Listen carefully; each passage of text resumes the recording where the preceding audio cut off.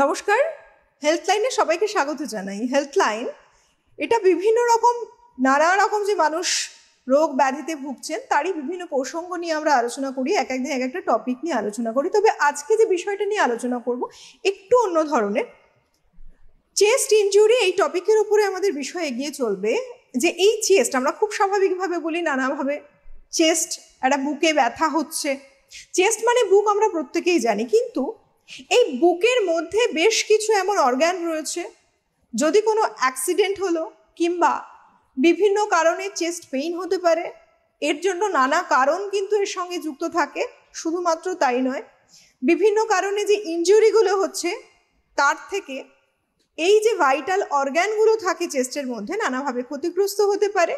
দেখা যেতে পারে সিরিয়াস এতখানি কন্ডিশন হয়ে যেতে পারে কোনো মানুষের প্রাণহানি হওয়ার সম্ভাবনাও কিন্তু একেবারে বাদ দিয়ে ভাবা যাচ্ছে না, সেটাও হতে পারে। ডিপেন্ড করছে কতটা ইনজুরি, সিরিয়াস কন্ডিশন, সমস্তটাকে নিয়ে বিচার করে তবে বোঝা যায়। এবং যিনি বুঝবেন, যিনি বিষয়টাকে বিশদে জানেন, তিনি একজন এক্সপার্ট, তিনি একজন ফিজিশিয়ান। এই বিষয়ে বিশদে আলোচনা করব।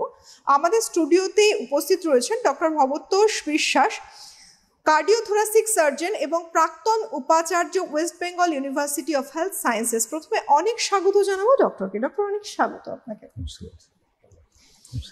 আজকে বিষয়টা আমরা নিয়েছি চেস্ট ইনজুরি। এই যে চেস্ট ইনজুরি বলছি, চেস্ট বিভিন্ন কারণে ইনজুরি হতে পারে। একটা দেখা গেল যে বুকে কোনো চোট আঘাত লাগলো এবং তার থেকে বিভিন্ন রকম সিরিয়াস কন্ডিশনও মানুষের ক্রিয়েট হতে পারে। ডক্টর, প্রথমে আসি চেস্ট ইনজুরি। চেস্ট ইনজুরি বলতে আমরা কি বুঝি? চেস্ট ইনজুরি মানে চোট লাগা, চেস্টে চোট লাগা। তাহলে চেস্টটা বুঝতে হবে। চেস্ট মানে তুমি একটু আগেই বলেছো, চেস্ট হচ্ছে বুক, যাতে আমরা সাধারণ কথায় বলি, তার মানে গলার নিচে পেটের ওপরে এই যে জায়গাটা, এটা বুক একটা বিশেষ জায়গা। তার কারণ এতে ভাইটাল অর্গানসও থাকে, এমন সমস্ত যন্ত্রপাতি থাকে যেগুলো নিয়ে আমাদের বেঁচে থাকার সঙ্গে যেগুলো যুক্ত, যেটা ক্ষতিগ্রস্ত হলে আমাদের প্রাণ সঞ্চয় হয়। এই যন্ত্রগুলো যেগুলো থাকে তার বাইরে একটা কাভার, যে ওয়াল, তাকে আমরা চেস্ট ওয়াল বলি। পাশ থেকে কতগুলো রিব থাকে, পাঁজর, 12 পেয়ার্স, 12টা ডান দিকে 12টা বাঁ দিকে। মাঝখানে একটা চওড়া হাড়, তার সঙ্গে রিবগুলো থাকে, তাগুলো ব্রেস্ট বোন বা স্টার্নাম। এই রিবগুলো পেছনে যে একটা মাঝখানের হাড়ের সঙ্গে লাগে, সেটা হচ্ছে শিরদাঁড়া বা ভার্টিব্রাল কলাম। তাহলে সামনে পেছনে সাইডে সবটাই হাড় দিয়ে কভার করা। অর্থাৎ ভেতরে যে অর্গানগুলো আছে সেগুলো ভীষণ জরুরি, তাদের প্রোটেকশনের জন্য বেশ শক্তপোক্ত বানানো হয়েছে। Just like a vault in the bank, সোনা গয়না রাখার জন্য যেমন ভল্ট দরকার, ভালো করে প্রোটেকশন দিয়ে রাখা হয়েছে। এবং তাকে এই হাড়ের বাইরে সুন্দর করে একটা মাংসপেশি, চামড়া দিয়ে কভার করা হয়েছে। আর ভেতরটা যেহেতু অন্য যন্ত্রপাতি থাকবে, তাদের প্রোটেকশনের জন্য একটা চাদর দেওয়া হয়। সেই চাদর থাকে প্লুরা, মানে চেস্টের ভেতর যে কাভার, এটা প্লুরা বলা হয়। তো এই কাভারের পরেই যে ভেতরের জায়গা হলো, এই চেস্টটা মোটামুটি মাঝখানে একটা অর্গান থাকে, সেটা হচ্ছে হার্ট বা হৃদযন্ত্র। এবং হার্টে অবভিয়াসলি রক্ত ঢোকে, রক্তে বেরোয়, এবং মোটামোটা রক্তনালী থাকবে তাতে। এইটা বাদ দিলে দুদিকে যে জায়গাটা, দ্যাট ইজ ইউনিফর্ম, আইডেন্টিক্যাল দুটো সাইড, লেফট অ্যান্ড রাইট, তার ভেতরে ফুসফুস থাকে বা লাংস। এটা ফুসফুস হচ্ছে স্পঞ্জি অর্গান, যেটা হাওয়া ঢুকলে ফুলে ওঠে, হাওয়া বেরিয়ে গেলে চুপসে যায় বেলুনের মতো। ফুসফুসে যখন হাওয়া ঢুকবে, ন্যাচুরালি হাওয়া ঢোকার একটা রাস্তা থাকতে হবে, টিউব। আমরা নিঃশ্বাস যখন নিচ্ছি, গলা দিয়ে টিউবটা যায়, তার নাম হচ্ছে ট্রেকিয়া, তারপরে ব্রঙ্কাস, অর্থাৎ এক কথা এয়ারওয়ে, যাতে হাওয়া ঢুকবে এবং বেরোবে। আর ফুসফুসটাকে যে কাজ করতে দেওয়ার জন্য ব্লাড পৌঁছতে হবে, সুতরাং রক্তনালী ঢুকবে ফুসফুসে এবং বেরোবে। তাহলে ফুসফুস তাকে সাপ্লাই দেয় রক্তনালী এবং তার এয়ারওয়ে, এগুলো ফুসফুসের দু সাইডে। এছাড়া রয়েছে চেস্টের, একটু আগেই বললাম যে পেটের সঙ্গে যোগাযোগ, মাঝখানে পার্টিশন থাকে, তাহলে ডায়াফ্রাম, একটা মাসল দিয়ে, মাংসপেশি দিয়ে তৈরি একটা দেয়াল, যাতে চেস্টের অর্গানগুলো জুরজুর করে পেটে না চলে যায় বা পেটের অর্গানগুলো লাফিয়ে উপরে না উঠে যায়। কিন্তু ইনজুরি যখনই হবে, পার্টিশন যদি ইনজুরি হয়, এরা এখান থেকে ওখানে চলে যেতে পারে। এই যে সমস্ত যন্ত্রগুলো চেস্টের মধ্যে রয়েছে, এবং এই যে চেস্ট ওয়াল, এর মধ্যে যে কোনোটাই ইনজুরি হতে পারে চোট লাগার পরে। এই যে আমরা বলছি যে চোট আঘাতে যা কিছু ঘটতে পারে, এবং আমাদের যে এত সুরক্ষা দিয়ে রেখেছে হাড়, ভেতরে যে অর্গানগুলো থাকছে, এই অর্গানগুলো সাধারণত সবটাই ড্যামেজ হতে পারে কি? না, শকটা সবসময় হবে না, চোটের গুরুত্বের উপর নির্ভর করে, ইন্টেন্সিটি অফ চোট। দু ধরনের চোটের সাধারণত চেস্ট ইঞ্জুরি, একটা হচ্ছে রোড ট্রাফিক অ্যাক্সিডেন্ট, গাড়ি ঘোড়া রাস্তায় ধাক্কা খাওয়া, বাস উল্টে গেল, অটো টোটো ওটা তো অহরহ হয়েই থাকে, তা অথবা ট্রেন অ্যাক্সিডেন্ট হলো, বা ন্যাচুরাল ক্যালামিটি, সে যুদ্ধ বিগ্রহ বা ভূমিকম্প, এইসব নানা কারণে হয়।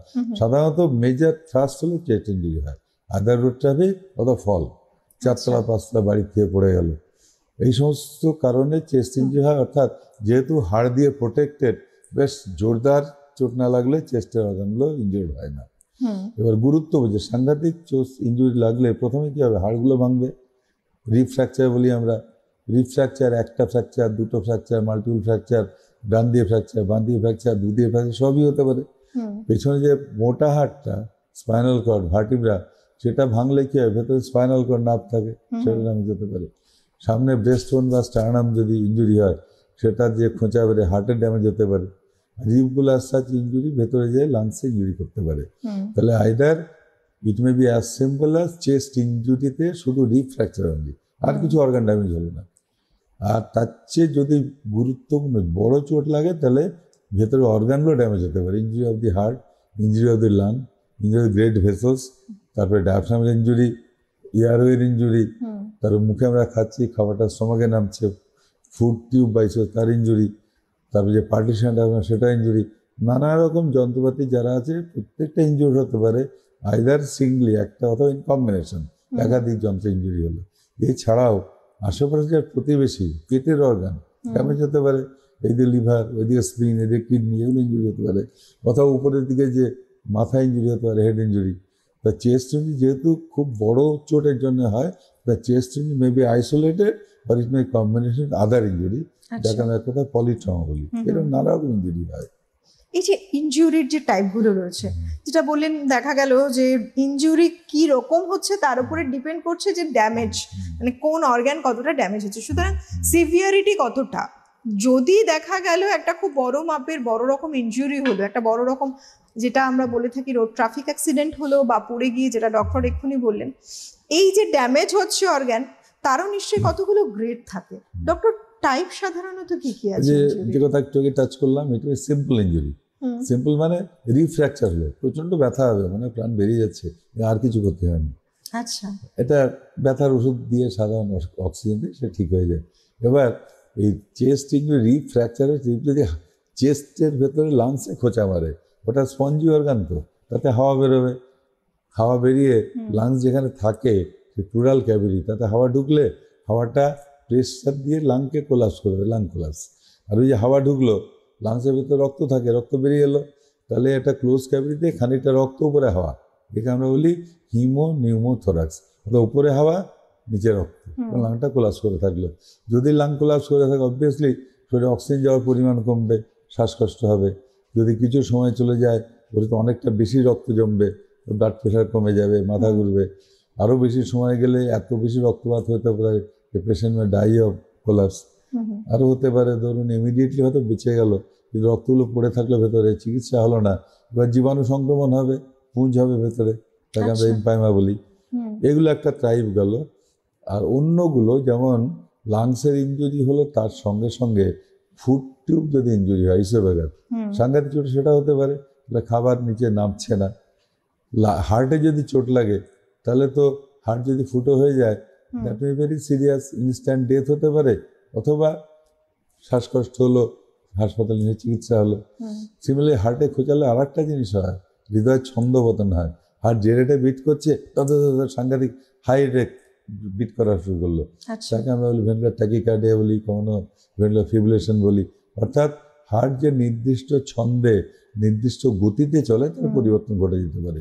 তাহলে হার্টের ইঞ্জুরি হলো, আবার ধরে নেওয়া যাক হার্ট ইঞ্জুরি হলো না, হার্ট তো একটা চাঁদের মধ্যে থাকে, তাকে পেরিকার্ডিয়াম বলি, তার মধ্যে সামান্য জল থাকে, দ্যাট ওয়াজ এ লুব্রিকেশন, যাতে হার্টটা কোলাপস করলে গায়ে ঘষা না লাগে।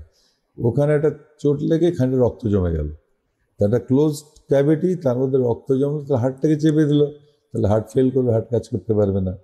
হার্ট ইটসেলফ হার্টের ইঞ্জুরি হতে পারে, অথবা পেরিকার্ডিয়াম ইঞ্জুরি হয়ে হার্টের পরে রক্ত জমে হার্টের কাজ করতে নাও দিতে পারে।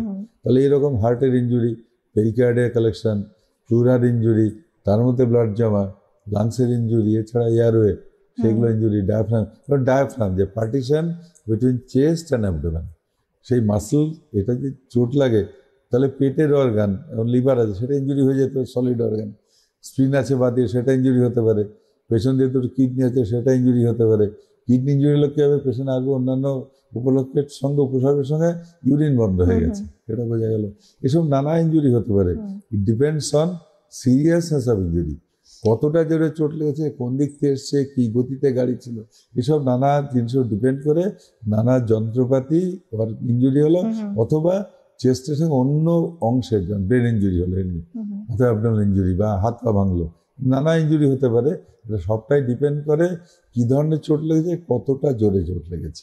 এই যে সিরিয়াস একটা চেস্ট ইনজুরি হলো, সাধারণত কি কি সাইন প্রেজেন্ট করে, কি দেখলে বোঝা যায় যে শুধু ফ্র্যাকচার যদি হয় তাহলে শুধু পেন হবে, সাংঘাতিক পেন। আচ্ছা, তার চেয়ে বেশি হলে শ্বাসকষ্ট হবে, তাহলে চেস্টে হাওয়া জমলো, রক্ত জমলো, তাহলে শ্বাসকষ্ট হতে পারে।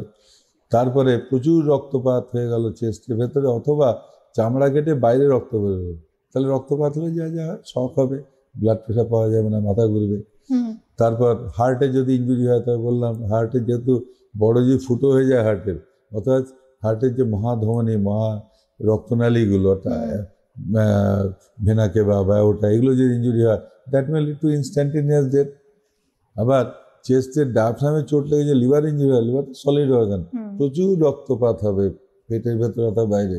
স্প্লিন ইঞ্জুরি হলে প্রচুর রক্তপাত হবে, তাহলে সেটা ইনস্ট্যান্টেনিয়াস না হলেও পেশেন্টের ব্লাড প্রেশার কমবে, শক হবে, এবং কিছুক্ষণের মধ্যে রোগ নির্ণয় করে তার নিরাময় না করতে পারলে পেশেন্ট মে ডাই অলসো।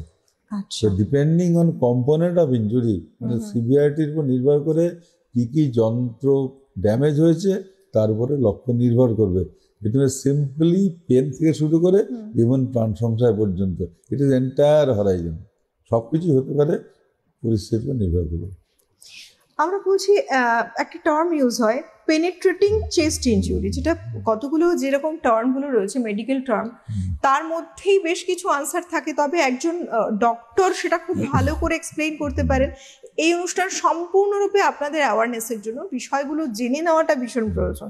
তাহলে আপনারা অনেকটা সচেতন থাকলে সঠিক সময় ডক্টরের কাছেও প্রয়োজনে পৌঁছে যেতে পারবেন, এবং নিজেরা প্রিলিমিনারি কিছু ব্যবস্থা নিজেদের জন্যও নিতে পারবেন। ডক্টর, এই যে পেনিট্রেটিং যেটা বলছিলাম, পেনিট্রেটিং চেস্ট ট্রমা যেটা বলছি, এটা খুব গুরুত্বপূর্ণ কথা হলো। পেনিট্রেটিং মানে কি, পেনিট্রেট করে, ফুটো করে দেয়। ধরে নেওয়া যাক বাইরের থেকে, এটা খুব আমরা বেশি পাই, কোনো রড পড়ে গেল, একটা রড ঢুকে গেল, অথবা একটা স্ট্যাপ করা হলো, আচ্ছা, এগুলো হচ্ছে পেনিট্রেটিং, ফুটো করে ঢুকলো। বাইরে একটা ছোট্ট ফুটো, মেবি এটা 1 সেন্টিমিটার, এটা মার্বেলের মতো ফুটো, কিন্তু ভেতরে যে কতটা ড্যামেজ করেছে এটা ডিপেন্ড করবে ডেপথ অফ পেনিট্রেশন। আচ্ছা, এটা লাংসের ভেতরে যেতে পারে, হয়ে যে রক্ত জমতে পারে চেস্টে, যাকে আমরা নিউমোনিওথ্রাক্স বলি। হার্টের ভেতরে ফুটো করতে পারে, ইমিডিয়েটলি পঞ্চতন্ত্রী ফুটে পারে, ভেন্ট্রিল ফুটো হয়ে যায়। করোনারি আর্টারিতে ফুটো করতে পারে, অ্যারিথমিয়া হবে। তারপর ধরে নেয় ডায়াফ্রাম ফুটো হয়ে পেটের দিয়ে চলে গেল, স্প্লিন ইঞ্জুরি হলো, লিভার ইঞ্জুরি হলো। পেনিট্রেটিং মানে যেগুলো ফুটো করে ভেতরে যায়। ডিফারেন্স হচ্ছে বড় করে হয়তো কেটে গেল, বাইরে থেকে দেখা যাচ্ছে, গুরুত্ব বুঝতে পারা যায়। পেনিট্রেটিং ইঞ্জুরি অ্যাপারেন্টলি মনে হয়তো কিছু হয়নি, কিন্তু ভেতরে যে অনেক ড্যামেজ করে ফেলেছে। চেস্ট ইঞ্জুরির দুটো কথা বলি, একটা পেনিট্রেটিং ইঞ্জুরি অলরেডি বললাম, আর একটা হচ্ছে গান শট ইঞ্জুরি। প্রচুর হয় নানা কারণে, যুদ্ধ বিগ্রহ হয়, অশান্তি হয়, টেররিজম বা নানা কারণে gun shot. It may be from a distance, আর it may be .0 range, point range বলে, পয়েন্ট ব্ল্যাঙ্ক। যদি ইঞ্জুরি করা যায় গান শট, তাহলে এটাও ডিপেন্ড করে যে সেটা ঢুকে বেরিয়ে গেল না সব ঢুকে বসে আছে। হ্যাঁ, ইট মে বি চেস্টে এখান থেকে ইঞ্জুরি করা হলো, গান শট, পেছন দিয়ে ফুড়ে বেরিয়ে গেল, তাহলে একটা রাস্তা দিয়ে গেছে, যেখানে ঢুকেছে যেখানে বেরিয়েছে কিন্তু সরলরেখা মেলালে বুঝতে পারা যাবে যে সেইখানে কি কি যন্ত্র ছিল সেগুলো ফুট হয়েছে। যদি পেনশনের মাঝখান দিয়ে হয় তাহলে বুঝতে হবে হার্টের ভেতর দিয়ে গেছে। যদি উপরের দিক দিয়ে হয় একটু তেরছা, রাইট টু লেফট যদি হয় বা লেফট রাইট, ডিপেন্ডিং অন পেনিট্রেশনের, যদি উন্ড অফ এন্ট্রি যেখান থেকে ফুটো হয়েছে, উন্ড অফ এক্সিট যদি মিলিয়ে নেওয়া যায়, তাহলে সেই রাস্তায় কি কি যন্ত্র পড়েছে আন্দাজ করে নেওয়া যায়। তো পেনিট্রেটিং ইঞ্জুরি খুব ইম্পর্টেন্ট ইঞ্জুরি, বাইরের থেকে গুরুত্ব বোঝা যায় না। ধরে নেওয়া যায় একটা গান শট ইঞ্জুরি, গুলি ঢুকেছে বুঝতে পারা যাচ্ছে, এক্সিট নেই, মানে গুলিটা ভেতরে বসে আছে, মানুষের কোথায় ঢুকেছে, হার্টে ঢুকেছে, লাংসে ঢুকেছে, সেগুলো ডিপেন্ড করবে কোথায় ঢুকেছে এবং সেটা কী করে জানবো। একটা ক্লিনিক্যাল সাইন যেমন বুঝলাম, পালস দেখলাম, ব্লাড প্রেশার দেখলাম, ট্রেনে মাথা ঘোরা দেখলাম, ইসিজি দেখলাম, সেগুলো যেমন এর সঙ্গে কিছু পরীক্ষা নিরীক্ষা করতে হবে। পরীক্ষা নিরীক্ষা করে তবে আমরা সিদ্ধান্ত আসতে পারবো যে কোন অর্গান হয়েছে, কতটা ড্যামেজ হয়েছে, এবং সেটা equally applicable for all types of injury. Simple chest injury তো দরকার, কমপ্লিকেটেশনও দরকার, পেনিট্রেটিং চেস্ট ইঞ্জুরি দরকার, গানশটেও দরকার। মানে যে কোনো চেস্ট ইঞ্জুরির গুরুত্ব বোঝা এবং পরবর্তী চিকিৎসা করার জন্য কতগুলো পরীক্ষা নিরীক্ষা আছে, সেইগুলো উপযুক্তভাবে করতে হবে। হ্যাঁ, এই যে ডক্টর পরীক্ষার কথা যখন এলো, নানা রকম ইনজুরি হতে পারে, এবার সব ধরনের ইনজুরিতে কি কমন টেস্ট কি থাকে?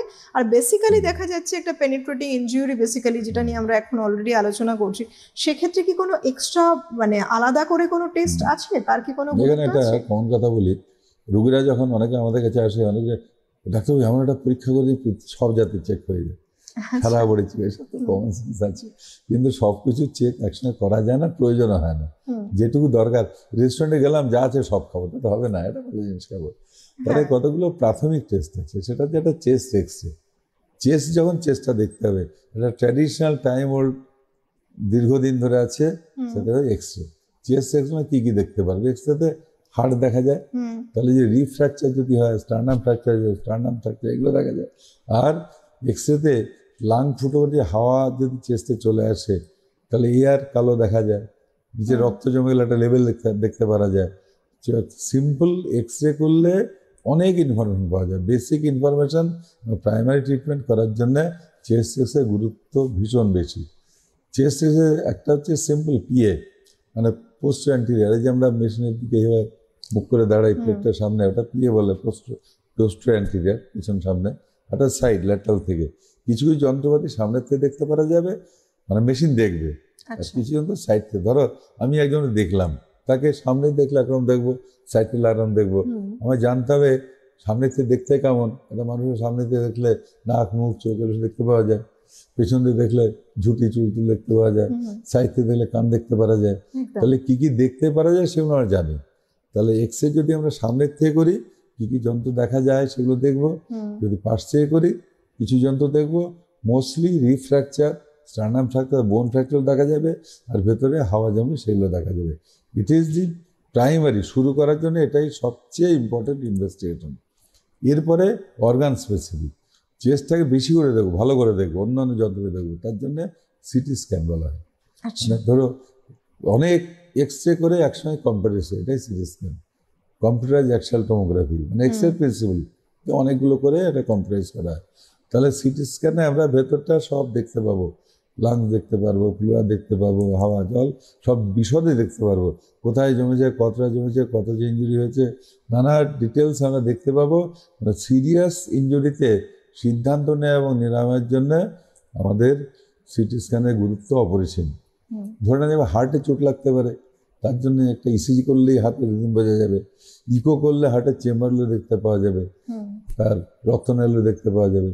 এরপরে ব্রেনে যদি ইঞ্জুরি হয় তাহলে সিটি বা এমআরআই, পলিট্রমা তো অনেক কিছু চোট হলো। পেটে অর্গান, যে চেস্টের খুব কাছে যারা সলিড অর্গান, আমি আগে বারে বারে বললাম, লিভার, স্প্লিন, কিডনি, তাদের দেখতে হলে সলিড অর্গান পেটে দেখলে আলট্রাসোনোগ্রাফি, ইউএসজি। তাহলে এক এক করে যদি ধরি, একটা এক্সরে, একটা সিটি স্ক্যান, একটা ইউএসজি, এগুলো সমস্ত ইম্পর্ট্যান্ট ডায়াগনস্টিক প্রসিডিওর, যেটা যেমন সেটা তেমনভাবে করতে হবে। নিশ্চিতভাবে আরেকটা জিনিস, রক্ত পরীক্ষা তো করতেই হবে, হিমোগ্লোবিন কতটা, কত রক্তপাত হয়েছে, এগুলো দেখে নিতে হবে।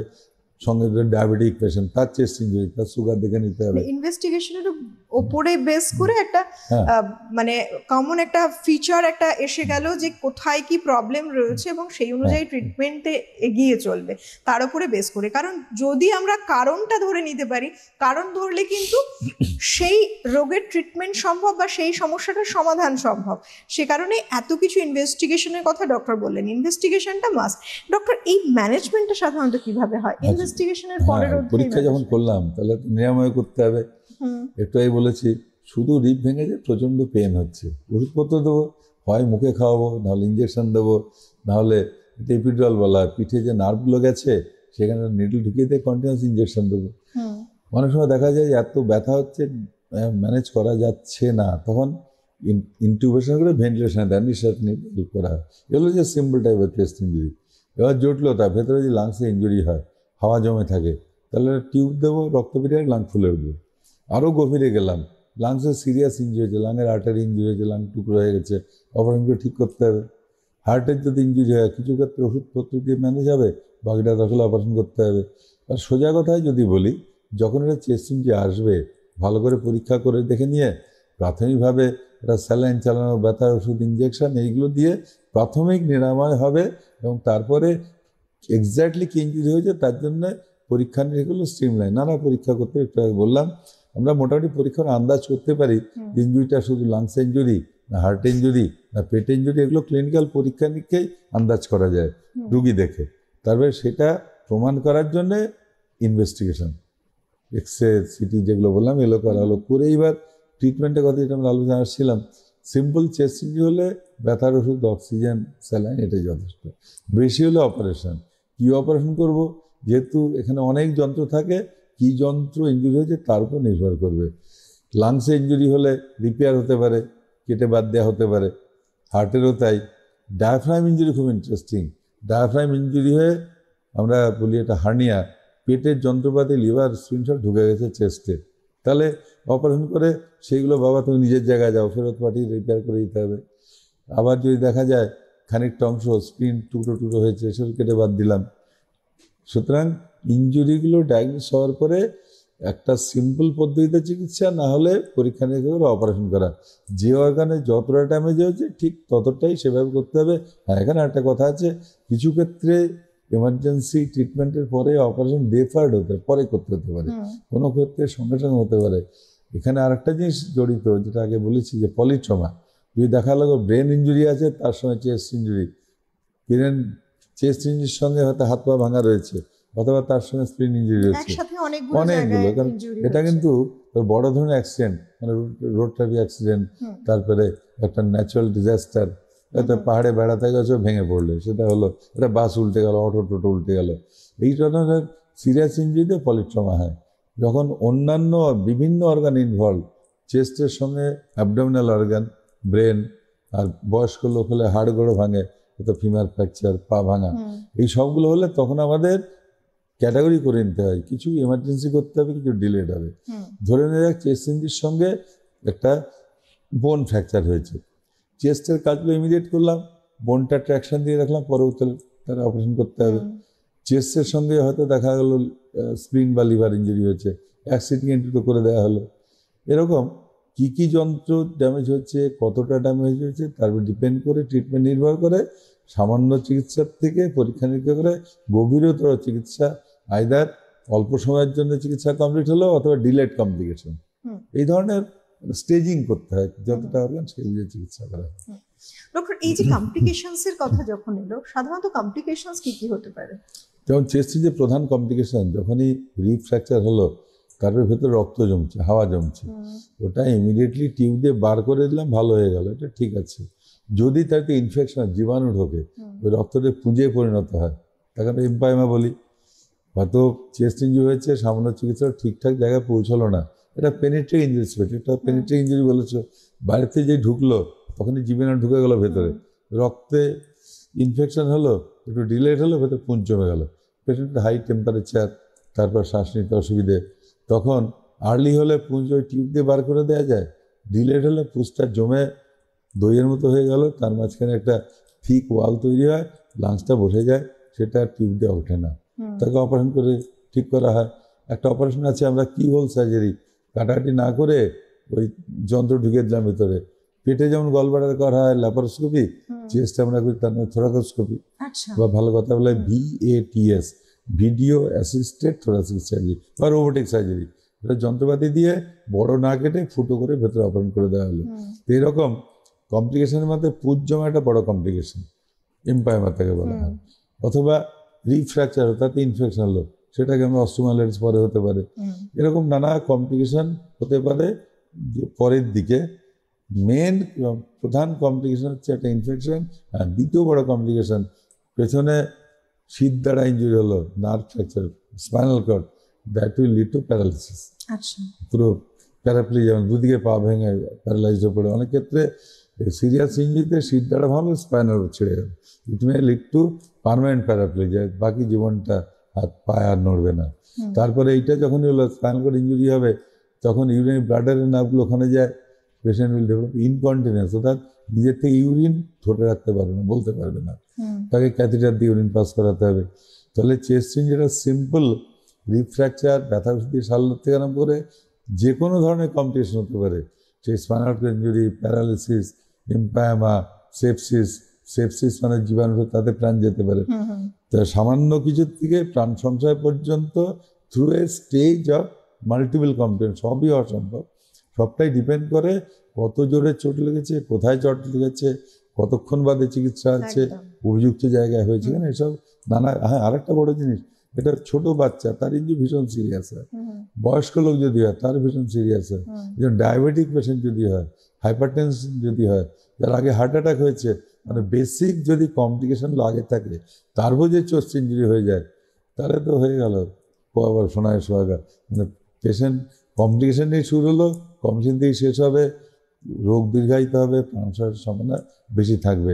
ফলে যাদের অন্যান্য ব্যাকগ্রাউন্ড আছে, diabetes, hypertension, heart attack, stroke, তাদের চেস্ট ইঞ্জুরি হলে আর বেশি করে সতর্ক হতে হবে। ডক্টর, আমাদের হাতে যেহেতু সময় একেবারেই শেষের দিকে আমরা এসে পৌঁছেছি, খুব কম, জানতে চাইবো এই যে সার্জিক্যাল কেসগুলো, এগুলো বেসিক্যালি কোথায় হয় এবং কি কি ধরনের সতর্কতা অবলম্বন করা উচিত? যখনই চেস্ট ইঞ্জুরি হলো, আমরা পরীক্ষা নিরীক্ষা করে দেখলাম যে লাংসে ইঞ্জুরি আছে, বা হার্টে ইঞ্জুরি আছে, বা ডায়াফ্রাম ইঞ্জুরি আছে, এটা একটা সার্জিক্যাল সেন্টার যেখানে অপারেশনের ব্যবস্থা আছে, এবং বিশেষ এইটাই বলা থোরাসিক সার্জারি সেন্টার। কার্ডিওথোরাসিক মানে হার্ট লাংসের ব্যবস্থা, তার মধ্যে থোরাসিক একটা পার্ট, চেস্টের অপারেশনের ব্যবস্থা। সাধারণভাবে একটা রুগী হলো ব্যথার ওষুধ, ইঞ্জেকশন, দরকার হলে ভেন্টিলেশন করা, এইগুলো এমনি মোটামুটি সব হাসপাতালে সম্ভব। প্রাথমিক স্বাস্থ্যকেন্দ্রে ব্যথার ওষুধ বা এক্সরে বন্ধ সম্ভব, ইন্টারমিডিয়েট এগুলো সম্ভব।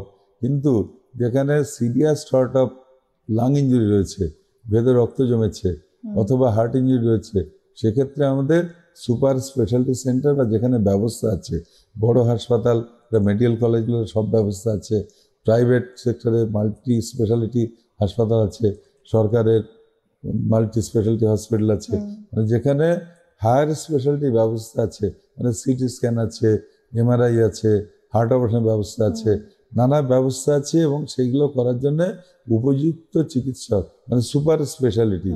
চেস্ট ইঞ্জুরি করতে গেলে চেস্টের যারা স্পেশালিস্ট, তার মানে তাদের কী বলা হয় cardio thoracic and vascular surgeon, অর্থাৎ যাদের এমসিএস ডিগ্রিধারী, ডিএনবি ডিগ্রিধারী, যাদের এই বিষয়ে তাদের লেখাপড়া করা আছে, অভিজ্ঞতা আছে, দক্ষতা আছে, তাদের হাতে চিকিৎসা হবে যদি কমপ্লিকেশন হয়। এবং তাদের তো যে কোনো জায়গায় পাওয়া যাবে না, আর এই যতগুলো চেস্ট ইঞ্জুরি হয় তাদের কারো কারো সিরিয়াস ইঞ্জুরি, তাদের পৌঁছতে হবে বড় জায়গায়, finally either in a medical college আর এ প্রাইভেট হসপিটাল যেখানে মাল্টি স্পেশালিটি ফেসিলিটি আছে। একদম তাই। আমাদের যে অনুষ্ঠান, এর উদ্দেশ্য কিন্তু আপনাদের ভয় দেখানো একেবারেই নয়, বরং বেশ কিছু জায়গার সন্ধান দেওয়া এবং আপনাদের সতর্ক সচেতন থাকার কথা বলা, যাতে ভয় না পেয়ে আপনারা সঠিক সময় সঠিক ব্যবস্থা নিতে পারেন। চিকিৎসা ব্যবস্থা এখন অনেক উন্নত, সব রকম চিকিৎসা ব্যবস্থা আছে। তার জন্য কোথায় যেতে হবে? একজন বিশেষজ্ঞ চিকিৎসকের কাছে, যিনি যে বিষয়ে পারদর্শী। আজকের মতো হাতে একেবারে সময় নেই। অনেক ধন্যবাদ জানাবো ডক্টর আপনাকে, এবং ধন্যবাদ আপনাদের সবাইকে। সুস্থ থাকুন, ভালো থাকুন, নমস্কার।